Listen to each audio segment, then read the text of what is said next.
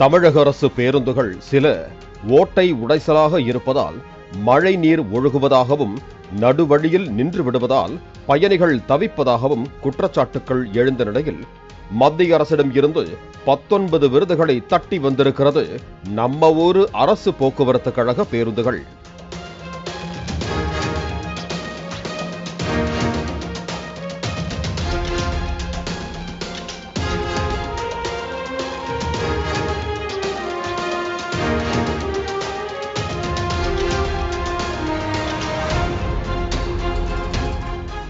மத்திய அரசின் சாலை போக்குவரத்து மற்றும் நெடுஞ்சாலை துறையின் கீழ் செயல்பட்டு வரும் அனைத்திந்திய மாநில சாலை போக்குவரத்து கழகங்களின் கூட்டமைப்புதான் இந்த விருதுகளை தமிழக பேருந்துகளுக்கு வழங்கி தாராளத்தை காட்டியிருக்கிறது.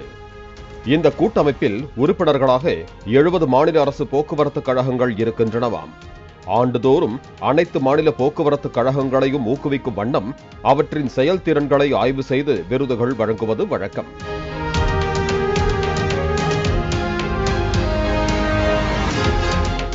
அந்த வகையில் தமிழ்நாட்டில் உள்ள அரசு போக்குவரத்து கழகங்கள் ஒவ்வொரு ஆண்டும் சில பல விருதுகள் பெற்று வருகின்றன.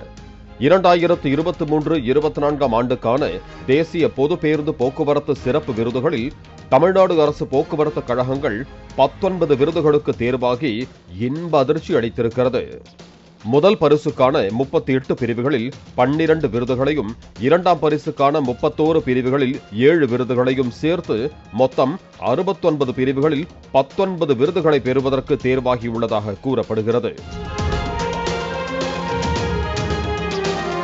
போக்குவரத்து சிக்னல்களை மதிக்காமல் உரிய பேருந்து நிறுத்தங்களில் முறையாக நிறுத்தாமல் செல்வதாக பயணிகளின் குற்றச்சாட்டுகளுக்கு உள்ளான சென்னை மாநகர போக்குவரத்து கழகம் சாலை பாதுகாப்பிற்காக முதல் பரிசையும், நிதி நடைமுறைகளை பின்பற்றியதற்காக இரண்டாம் பரிசையும் பெற தேர்வாகி உள்ளது.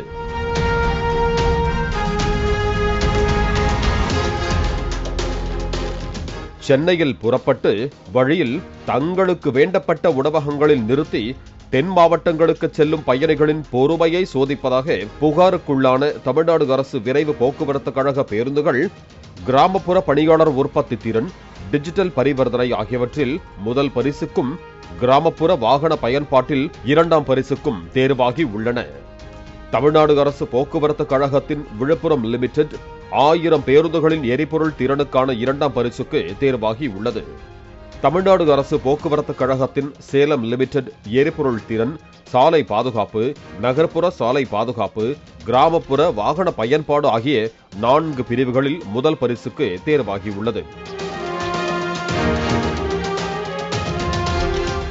அதேபோல தமிழ்நாடு அரசு போக்குவரத்து கழகம் கும்பகோணம் லிமிடெட் 5 விருதுகள் பெற்றிடவும், தமிழ்நாடு அரசு போக்குவரத்து கழகம் மதுரை லிமிடெட் 4 விருதுகள் பெற்றிடவும் தேர்வாகி உள்ளன. மத்திய அரசு வழங்கும் இந்த விருதுகள் 48,000 கோடி ரூபாய் கடனில் இயங்கும் தமிழ்நாடு போக்குவரத்து கழகம் மேலும் சிறந்து விளங்க ஊக்கப்படுத்தும் என்பதே பயணிகளின் எதிர்பார்ப்பாக உள்ளது.